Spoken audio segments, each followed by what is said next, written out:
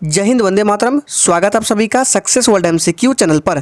तो चलिए आज के इस वीडियो में बिहार पुलिस एग्जाम 2022 के लिए 25 मोस्ट इंपॉर्टेंट क्वेश्चंस को लेकर आए हैं और ये सभी प्रश्न बिहार पुलिस के प्रीवियस एग्जाम में कई बार पूछे गए हैं। तो आप इस टेस्ट को लगाकर एक अंदाजा लगा सकते हैं कि आपकी तैयारी कैसे चल रही है। तो चलिए आज के सेशन को स्टार्ट करते हैं।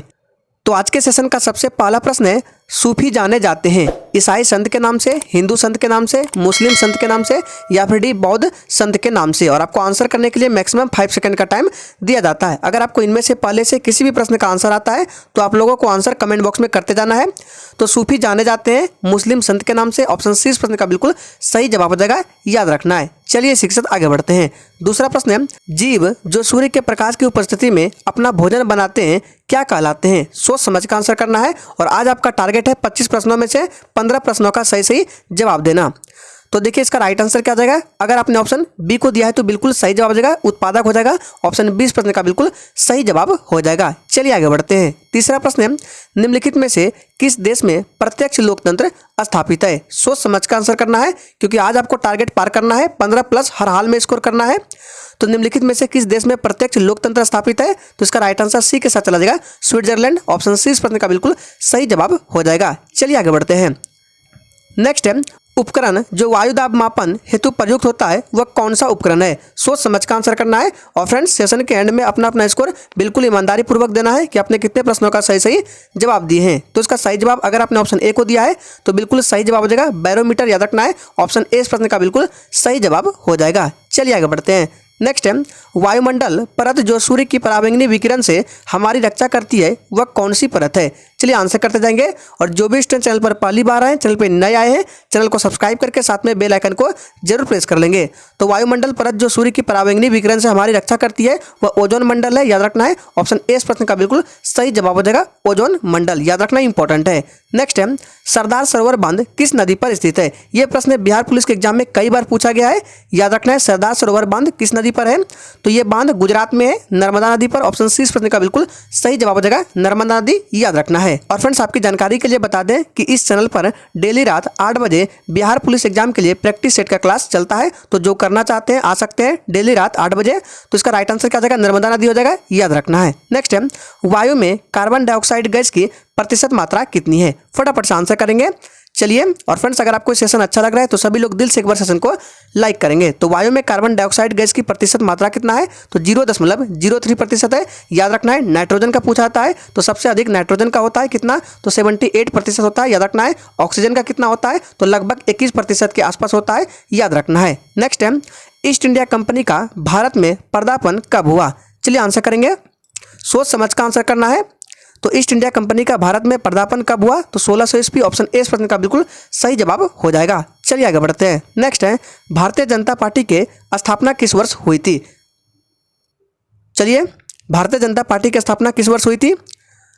तो याद रखना है इसका सही जवाब हो जाएगा, ऑप्शन सी 1980 में, 1980 ईस्वी में, याद रखना है। दिसंबर 1980 ईस्वी में अटल बिहारी वाजपेयी और लाल कृष्ण आडवाणी के नेतृत्व में भारतीय जनता पार्टी की स्थापना हुई थी। नेक्स्ट है, भारत में संपूर्ण क्रांति का आह्वान किसने किया था? चलिए आंसर करेंगे।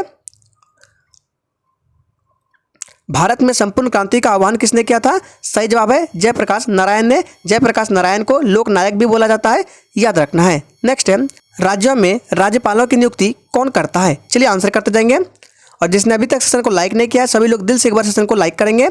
तो राज्यों में राज्यपालों की नियुक्ति कौन करता है? इसका सही जवाब ऑप्शन चला जाएगा सी के साथ, राष्ट्रपति। किस अनुच्छेद के तहत पूछा जाता है? तो आर्टिकल 155 के अंतर्गत, याद रखना है। चलिए आगे बढ़ते हैं। नेक्स्ट है, निम्नलिखित में से कौन संघवाद की विशेषता नहीं है? सारे ऑप्शन को सही से पढ़िए।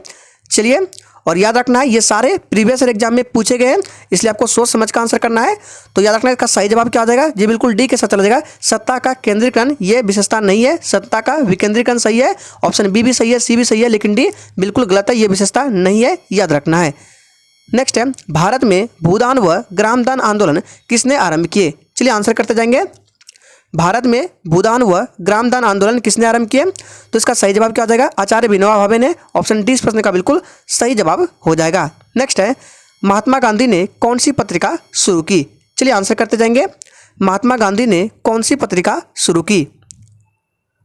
Times up. तो इसका सही जवाब अगर आपने ऑप्शन सी को दिया है तो बिल्कुल सही जवाब हो जाएगा, हरिजन, याद रखना है। नेक्स्ट है, दक्षिण सार्क की वर्तमान में सदस्य संख्या कितनी है? सार्क को ऐसे लिखा जाता है SAARC और इसका फुल फॉर्म क्या होता है? South Asian association regional for population होता है, याद रखना है।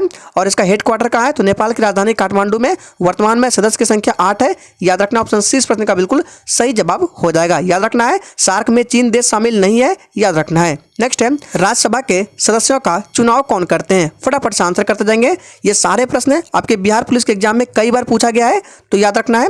इसका सही जवाब क्या हो जाएगा? राज्यों की विधानसभा के सदस्य करते हैं, याद रखना है, बिल्कुल सही जवाब हो जाएगा। नेक्स्ट है, राष्ट्रसंघ के निम्नलिखित उद्देश्यों में कौन सा सही नहीं है? सारे ऑप्शंस को सही से पढ़िए और याद रखना है। आपको आज 15+ स्कोर करना है हर हाल में।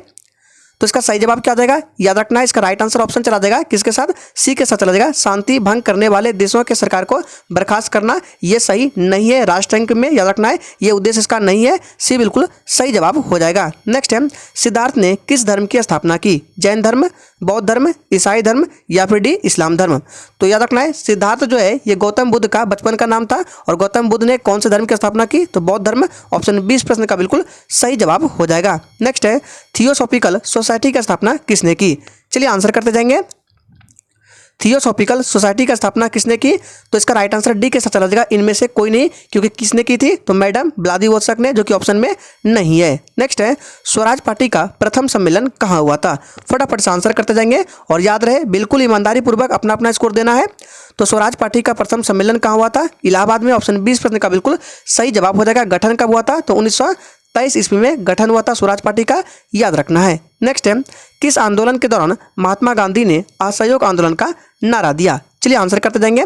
और फ्रेंड्स याद रखना है, डेली रात 8 बजे प्रैक्टिस सेट की क्लास होती है, इसलिए आपको आना है। तो इसका राइट आंसर क्या आ जाएगा? जी बिल्कुल खिलाफत आंदोलन हो जाएगा। राइट आंसर सी के साथ चला जाएगा। खिलाफत आंदोलन के दौरान महात्मा गांधी ने असहयोग आंदोलन का नारा दिया। नेक्स्ट है, सविनय अवज्ञा आंदोलन की शुरुआत कब हुई? चलिए आंसर करेंगे।